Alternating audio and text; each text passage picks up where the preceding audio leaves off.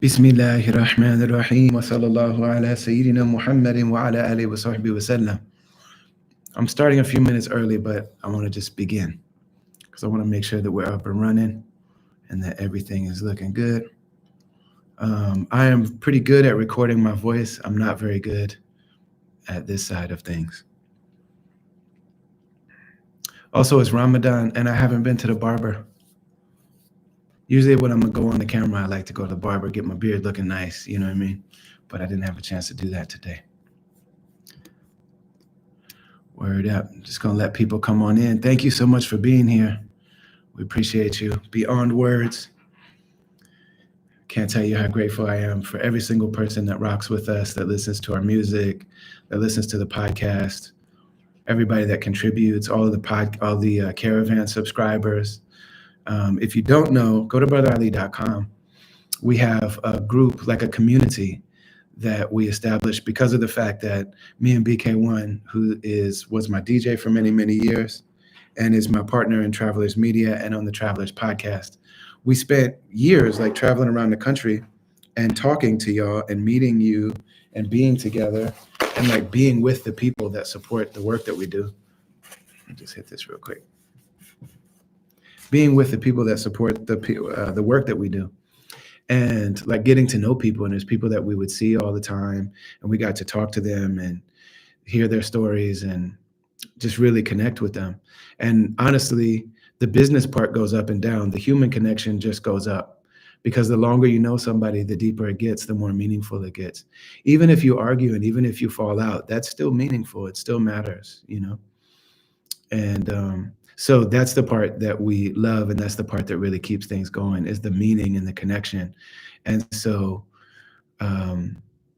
by not being on the road as much as we used to be, and especially during the pandemic, it was just like, man, we really want to figure out a way to be able to still have this sense of community that we love so much, that we appreciate so much, that we miss, you know? And so we started the Caravan for that purpose. And it really is a reality. Like, it's a really beautiful thing to be able to connect with people, to communicate with the people that listen to us. And so go to brotherali.com, hit the mailing list. The mailing list is free. And especially in this time, y'all are here, so you are the people that support. But it's been a very difficult period right now. Me and unJUST, who produced this entire project, Love and Service. If you saw the Ottomans video and song and the Cadillac video and song, and I did in-studio performances for both of them. unJUST produced this entire album. And he also is an animator, illustrator, visual artist. So he did all the packaging for the album. The album is, if you go to brotherali.com, you'll see the album is pre-ordering now. It came out so beautiful, and the music, everything about it. I'm just like, man, this is one of the chapters of my work and career and life that I'm so grateful to deliver. And I was really looking forward to it. And it's a very difficult time to do this. You know, a lot of y'all know that this is on our label. Me and BK1 started a label. And so this one is not on the label that I was on for so long, where I had the cachet and you know, there's all this followers and subscribers and email list and everything like that. When you go on your own, you don't take those things with you, you know? So that's, you know, that's one of the issues. And then people that want to see like, what's going on with Brother Ali, they might go check that record label, because I was with them for my whole career. And I'm still with them in my heart, you know, but just not releasing the music on that label. And so that part is a challenge, and like we're learning all sorts of new things. But also, you know, I've always been very pro-Palestinian. I'm always on the side of oppressed people. And I believe in self-critique, especially because I am a member of so many dominant groups or privileged groups, or however you want to say it, empowered groups of people. And so self-critique is the one that I always, that's the side of every situation that I tend to look at. And we're always on the side of the oppressed. And that's always been true with the Palestinians. I've always been pro-Palestinian. And unJUST, who produced this project, my dear friend and brother who I did this project with, and he actually created the video that you're about to see, is an anti-Zionist Jewish brother. and he works for a major ad firm.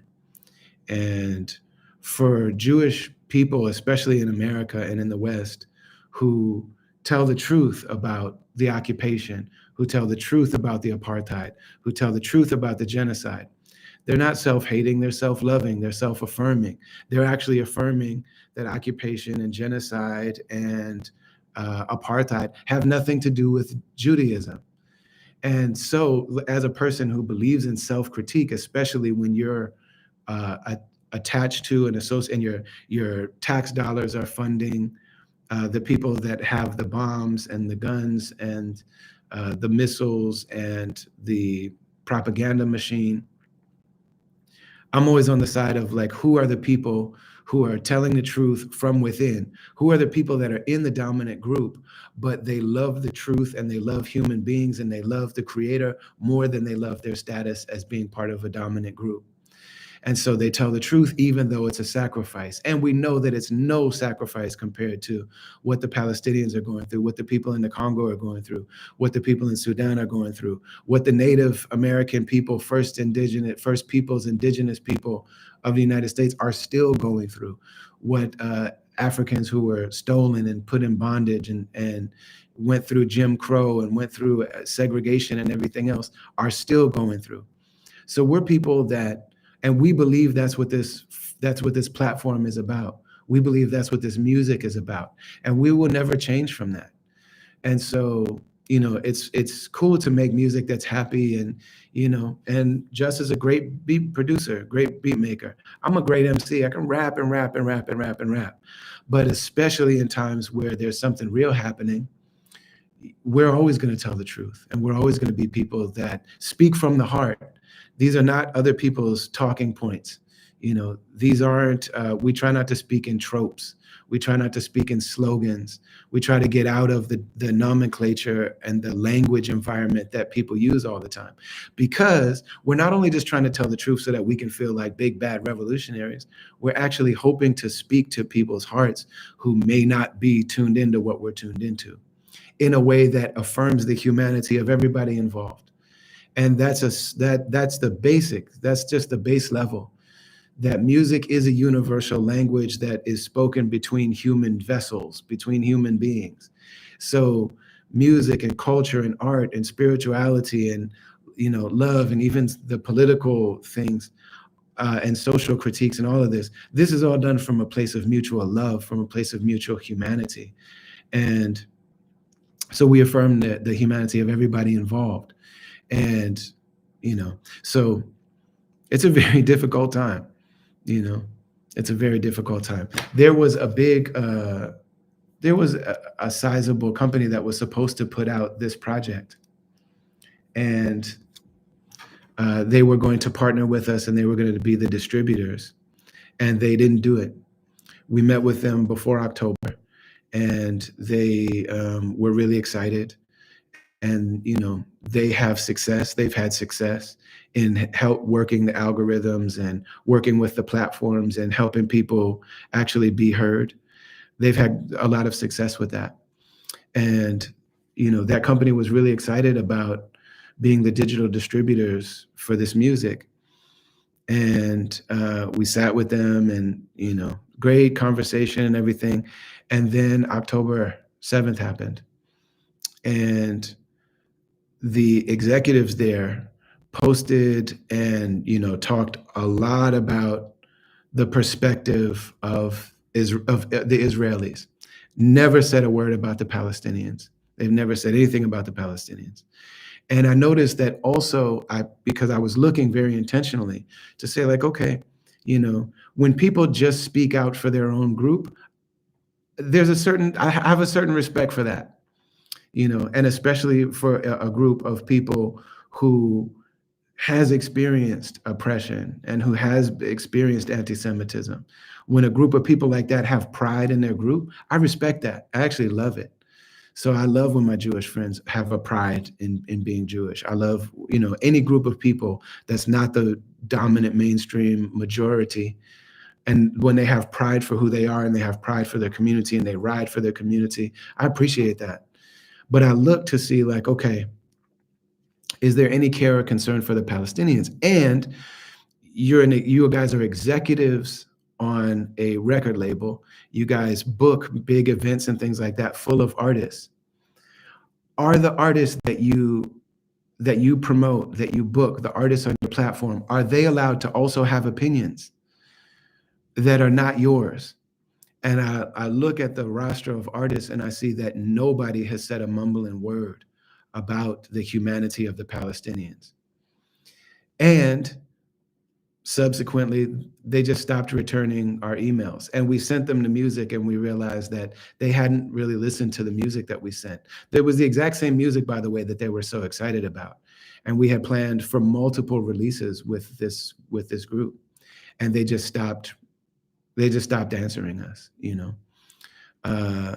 Along with that, there are people that book a lot of the major events in my major markets, the markets that I normally can rely on to be able to go and play shows and to play big shows.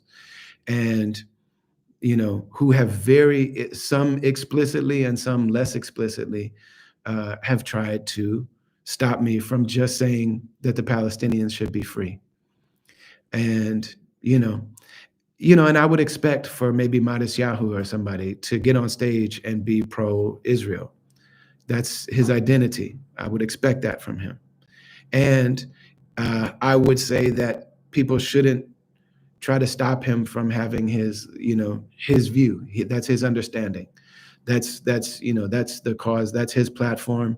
You know what I mean? That's meaningful to him. And the music that he makes seems to be serving a lot of people. There's a lot of people that seem to be getting joy and meaning and connection and healing from his music. I wouldn't deny that at all. I've been there. I've seen it. I've been there. I was on a festival circuit with Matisyahu, and I saw people respond to him. And so I'm like, man, this is doing something for somebody, and this deserves to exist.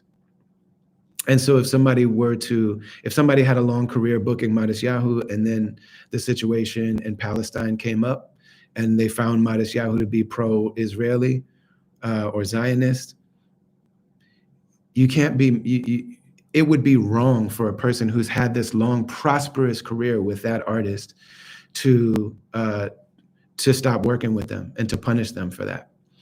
Likewise, if somebody's been working with me, or they've been working with Immortal Technique, or they've been working with Yassine Bey, or they've been working with Dead Prez, or they've been working with,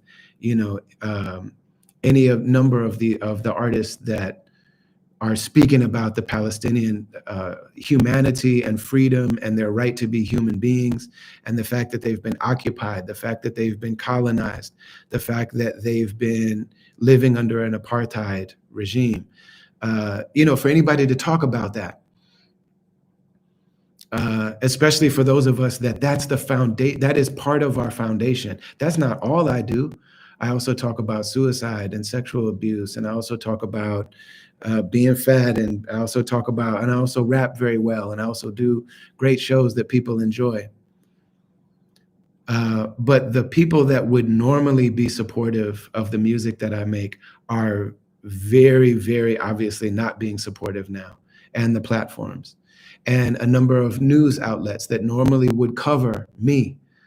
In the past, when I've had releases, it's been no problem to get in Billboard and Rolling Stone and Double XL, and maybe they still might do it. We're still rolling the album out. It doesn't come out till April. So maybe they still will cover it.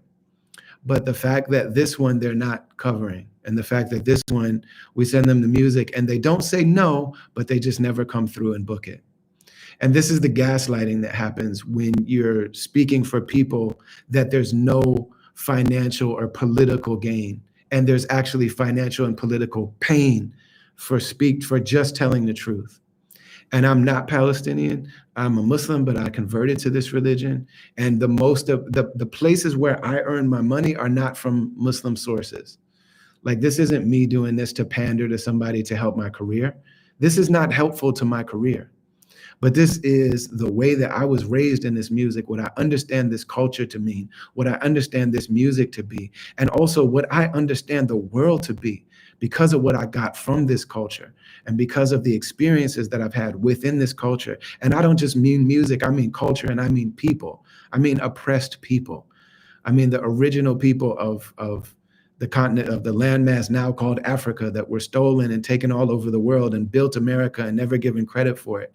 And the First Nations people, the Native Americans, the American Indians, the Lakota and the Dakota and the Cree people, and the, these people, the Ojibwe people, the Dawamish people in Seattle. I'm saying, like, all of these peoples have made me into the person that has anything to say when I'm on the mic. When I get on the mic, the reason I have something to say, the reason that people look and say, like, oh, we appreciate what you're doing, is because of the way that I was raised, taught, trained, embraced, have lived and operated and worked and loved and, worshiped inside these communities.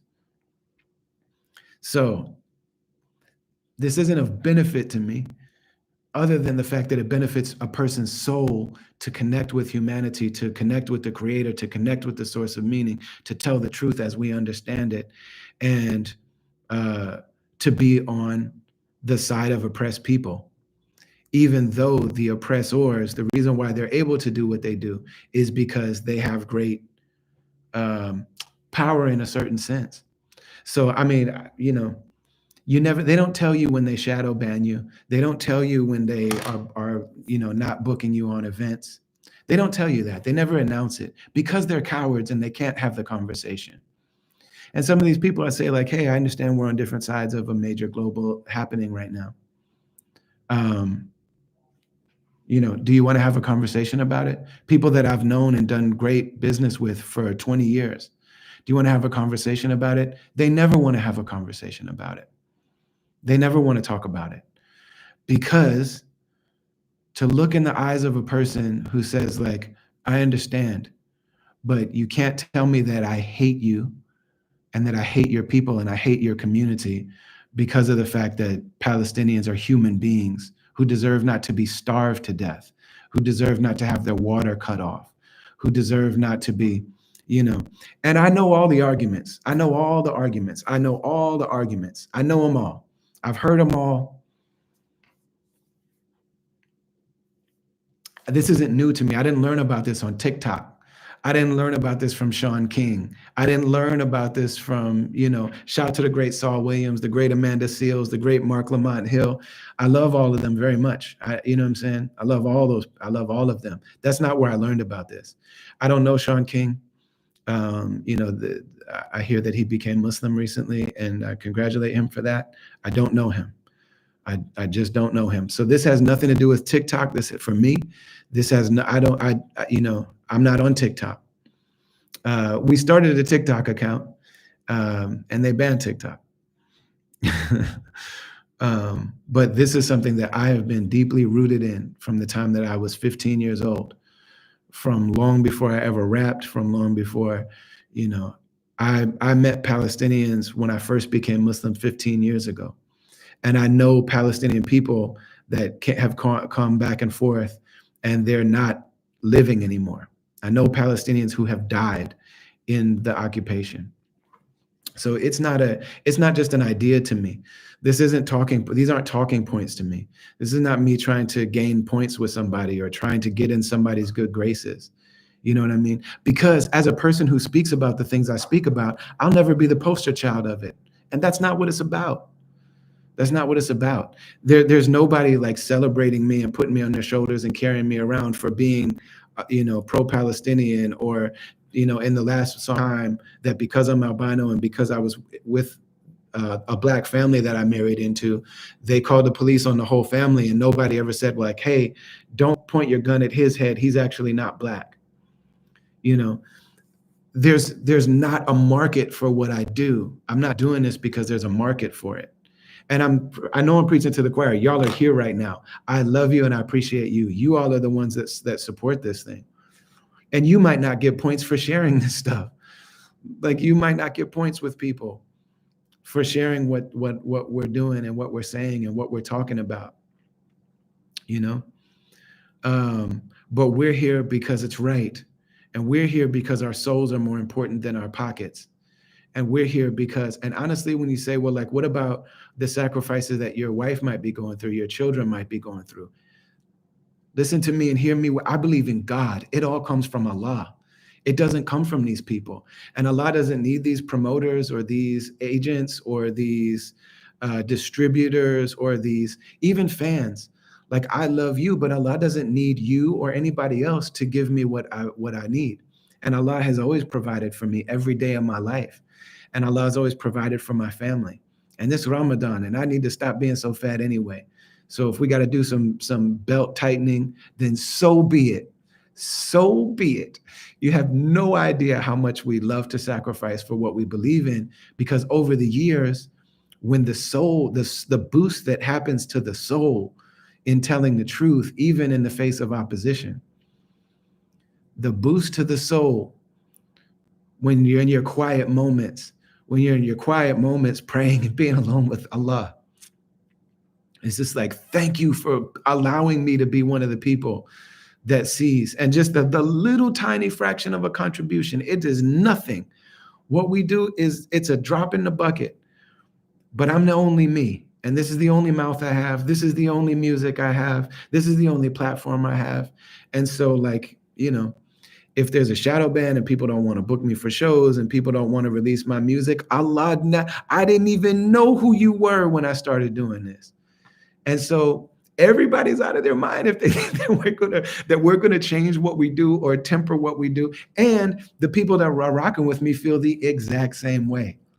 BK1 feels the same way. My man unJUST, who's Jewish, by the way, nobody seemed to care about that. You can't say it's anti-Jewish if we're standing in solidarity with the Jewish people who are saying that occupation is not who we are. Genocide is not who we are. It's not part of our tradition. Religious Jews, secular Jews, and everybody in between, saying this isn't who we are culturally. This isn't who we are as a people. This isn't what our religion is about. And I rock with those people, just like I rock with the white people who say that, blindly saying that it's okay for police to kill Black people as long as they say they were afraid. We're not rocking with that. And there's no structural benefit to that. There's nobody out here just funding that. These are the people that I've always been aligned with. These are the people I've always been associated with. And so if we lost every single follower, the only thing that I would ever, the thing that I do look at is, are we saying what we're saying out of love? Are we saying what we're saying sincerely? Are we, is our ego taking over? Is my ego taking over what I do? Those are the questions that I really have to ask. Not what am I going to do if we need to sacrifice? Because the worst sacrifice at all is to sacrifice the soul, and we're not going to sacrifice our soul. We're not going to do that. We're not going to do that. There's nothing that we won't give up for the sake of the Creator and our relationship with the Creator and our relationship with the divine. And in our little team, me and BK1 and unJUST, I'm the only Muslim in the crew. I'm the only Muslim in the crew. This is a human thing. This is about being what kind of people do we want to say we are when we die? We're all dying. We're all going to go in a hole in the ground. And it's going to seem like today is going, but on our deathbed, today is going to seem like yesterday. It flies by. It goes so quickly.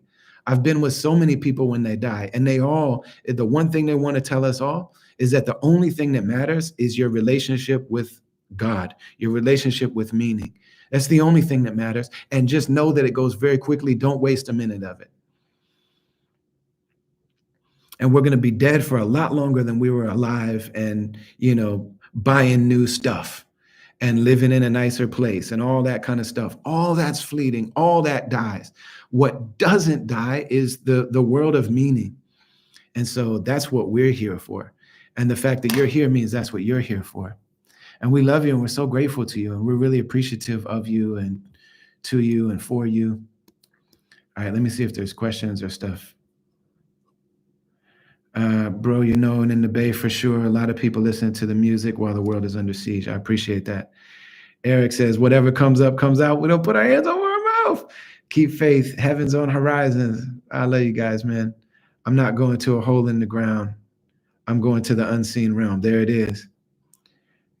You're true, real, not fake news. May that be true.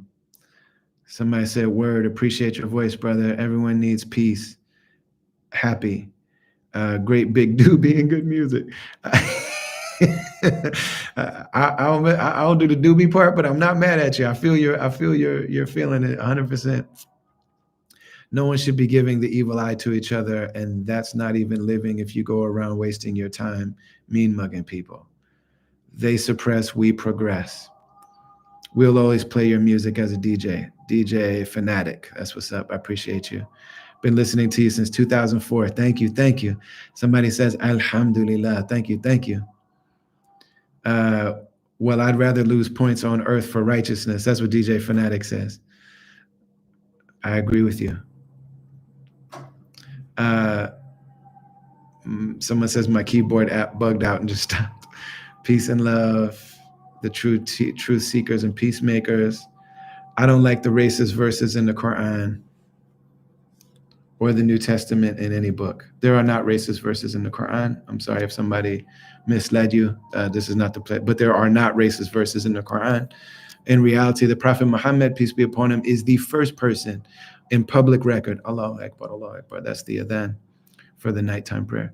The Prophet Muhammad is the first person in recorded history to stand up and say that there is no superiority of an Arab over a non-Arab, speaking about culture, and there's no, or a non-Arab over an Arab, and there's no superiority of black over white or white over black, that the human being is what their character is. The Prophet Muhammad, peace be upon him, is the first person to say that.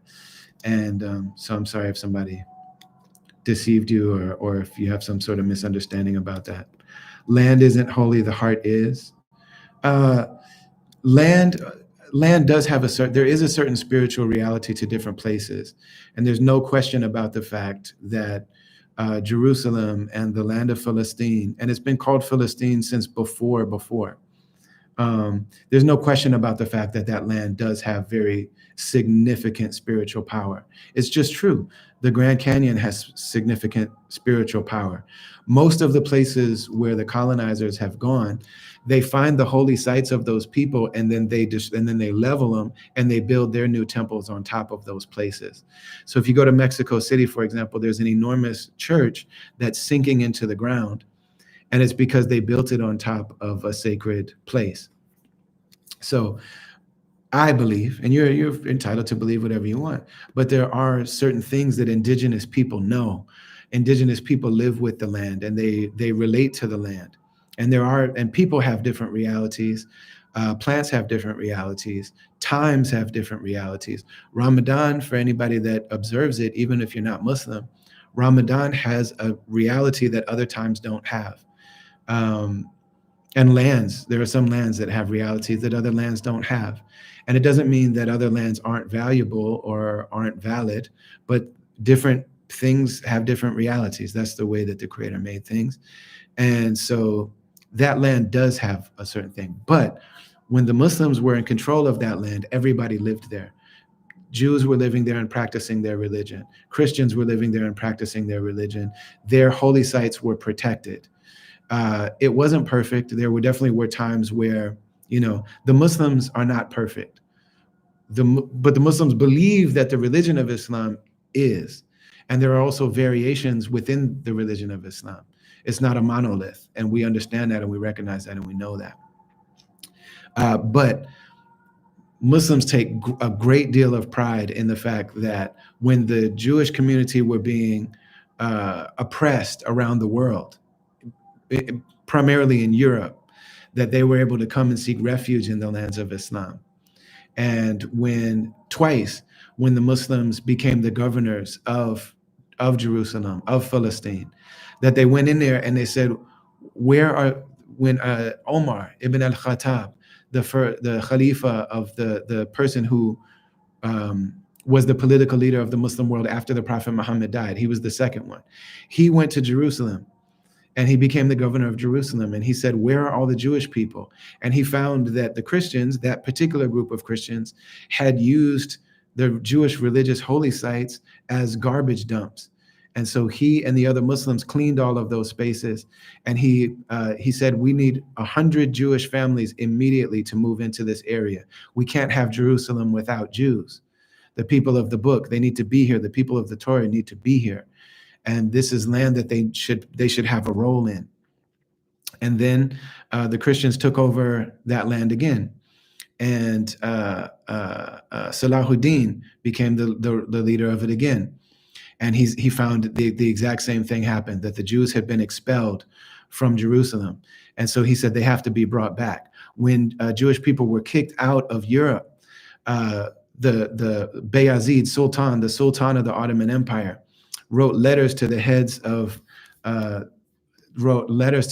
those European nations and said that had expelled, impoverished yourself and you've enriched us.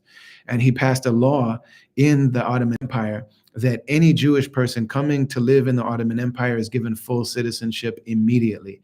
And he made it, he said, you have to rent to them, you have to sell to them, you have to buy from them, you have to do business with them, and they have full rights within the Ottoman Empire. That's something that, these are all things that Muslims take great pride in. And the reality is that if you look on YouTube, you can see footage of Palestine before the British took it over. And you look at the British, the same colonizers that colonized the whole world on behalf of white supremacy. And I have a lot of British blood. So I say this as a person that descends from that group of people. And just like my brother unJUST, who is a proud Jewish brother who made this video we're about to watch, it's like, I'm Jewish, but I don't support the campaign of occupation. I don't support genocide. I don't support that, because I don't believe that's intrinsically part of being who I am. That's what I believe about the British, and they've been the people in America. But look at the fact that the British colonized the entire globe. There was a time when they said that the sun never sets on the British Empire.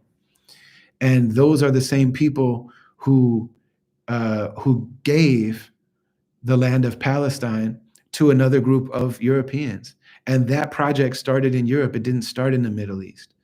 It didn't start in the people that were living in the Muslim world and in the Arab world, and it didn't start with the people that lived there. That project of colonizing that land started in Europe. And anti-Semitism is an extremely real problem, but it doesn't come from Arabs, it doesn't come from Muslims, it comes from white supremacists, it comes from Europe. Anti-Semitism is a European problem. And I say that as a person who is completely European, as far as I can tell from when I spit in the tube. Dave Chappelle always said, I love that Dave Chappelle says, the whitest of all the white. Brother Ali is the whitest of all the whites. And so, but this isn't about blind allegiance to a group identity. This isn't about that. This is about truth. This is about the soul's allegiance to the source of all meaning, to the source of all truth. And that's the same place that music comes from. That's the same place love comes from. And yeah. Somebody talking bad about other rappers. We don't do that here. We don't need to do that here. Sun City, somebody said, I love you, brother. I love you too. Listening from work. My man, Jeff, Mick, forgive me. I don't see well, but my man, Jeff with the G says, listening from work. Thanks for making the day at the factory a little brighter. We love you, Jeff. Thank you, man, friend. Appreciate you. The magnificent. The higher monkey climbs, the more he shows his hole. Yeah, that's a song that I had back in the day. Ali, Jeff with the J. Jeff Weaver says, been rocking with you since 2003 from Tampa, Florida. Thank you, Jeff. Were you there, Jeff, when we just played there with Sa Rock and Soul Messiah and Atmosphere and RJD2? We just had a beautiful thing out there in the Tampa area. It was actually in St. Pete, but that's right outside of Tampa. Sounds good and looks good. Thank you for saying so. Cindy says, Oshawa here. Peace, peace, peace. That means a lot. Somebody says, opposite, says, I'm not even a Muslim, just a real one. I appreciate you. You are a real one. I can attest to at least some part of your realness. Katie says, atmosphere, I got to find a balance. That's it. I've shed tears just about every one of your albums, for real. Thank you. I appreciate that very much. Katie Murray says high vibrations only. That's it. Ragamuffin Vision says soul awareness. That's it. Somebody said anti-Semitism is an Israeli problem. You know, that's something for Jewish people to say. There are certain things that I would not say because they're not my business to say. So there are Jewish people who say that the project in Israel is the main driver of anti-Semitism. I am a person of European descent that's legally considered white. And so I say it's a white problem. Anti-Semitism is a white supremacy problem. It's a European problem. We do self-critique here. The video is going to premiere in 6 minutes. Dougie Fresh, you're on. Just want to make sure I get everybody's stuff in. I love you. I love you. I love you. I love you. I love you. I love you. I love you. Tommy's I'm sorry. You have to forgive me. I don't see well. Peace and love and fellow truth seekers and peacemakers. Peace, peace. Somebody says that's fine if you don't. Opposite said that's fine if you don't want to be deplatformed. No, it's not about being deplatformed. You're still missing what I'm saying. I'm not saying or not saying things because of worry about being deplatformed. I'm saying it's not the position of a person who's not Jewish to talk about whatever Jewish people may be doing to contribute to anti-Semitism. If a person is in this body and in this political reality, the identities that we have are political realities. And so the political reality of the body that I'm in and the assignment that I have and the space I occupy in the social political structure is that of a white descendant of Europe, citizen of America. My votes are in America. My taxes go to America, even though I live in Istanbul. And the people that listen to me are largely from that same group. So what I'm saying is it's not for me to point the finger at Israel or at what Jewish people or at what the Israeli Zionist project is and saying that's where anti-Semitism is coming from. If Jewish people say that, I would support the fact that they say that. But what I'm saying is, in my particular position, the best critique and the oftentimes, and in this case, the most true one is to say that anti-Semitism is a white supremacist European problem. And so to always keep the focus on self. There are Jewish people like Sim Kern, like Gabor Mate, like Norman Finkelstein, like Tim Wise, like so many that are so amazing and beautiful at critiquing from within that community. And so that's for them to do. But I wouldn't say that. You know what I mean? Just like I support a lot of when we're talking about, Black issues in America. And there are Black people that will say that Black people contribute to their own problems. That's for them to say. That's not for somebody outside of that community to say, especially not for a white person. So it's not that I'm worried about being deplatformed. Sim Kern and the big heart. Yeah, man, Sim Kern is so dope. Bro lives in Turkey. Yeah, I live in Istanbul, Turkey for the last 3 years. I love that this person came to church just to yell at the choir. You're talking to me or you're talking about somebody in the comments? I don't know. Somebody said fair, but I'm willing to talk about British issues, even though I'm Greek and Ashkenazi. Wait, brother, if you're Ashkenazi, then you have the right to say what you're saying. I'm just saying I don't have the right to say it. And it's not because I don't want to be deplatformed. It's because I want to be right, just like all the other things that I'm saying. It's not right for me to speak because what the Jewish people have been through at the hands of white supremacists is real. It's real. Me and BK, the first time we went to Europe, our first stop was in Germany, and we went to Dachau camp the first day we were there. I'm like, man, if I'm coming to Europe, this is what we want to be doing. That's what we did on our first day in Europe, like still groggy from the flight. You know what I mean? It is a very real situation. That's as real as any other oppression. So if you're an Ashkenazi Jewish person, then that's your right to say that. Okay, opposite. I'm done debating with you. Can you put your awesome concert from Turkey back online. It was so good. Someone named John. Yeah, we've talked about doing that. We've talked about doing that. The thing is, I have there's other things to consider about that. And so, yeah. The main thing about putting that Live from Istanbul concert up is that there are other people that were involved in that, and also people paid for it as an exclusive one-time thing. So we just got to figure out a way to always honor the people that did come through.